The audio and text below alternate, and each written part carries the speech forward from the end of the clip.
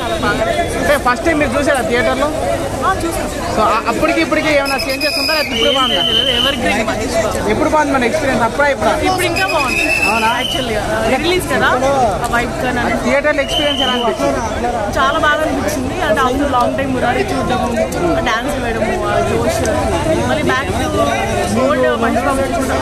So Mahesh Babu గారు ఇప్పట్లో ఇలాంటి సినిమా చేస్తారనుకోవచ్చా? తీయచ్చు. సో ఇంకా ఇంకా హైలైట్స్ ఏమనిపించింది మీ సినిమాలో?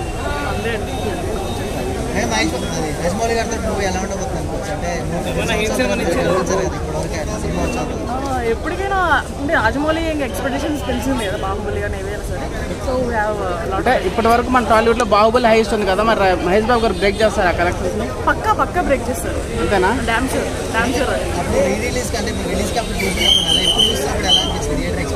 అప్పుడు మనం ఏజ్ చిన్నది కదా, ఇప్పుడైతే ఎక్స్పీరియన్స్ చేసేటప్పుడు ప్రతి సీన్ కానీ ప్రతి సాంగ్స్ కానీ ఇంకా బాగా ఎక్స్పీరియన్స్ చేస్తారు. అంటే లేడీస్ కూడా లోపల డాన్స్ చేస్తారంట మేడం?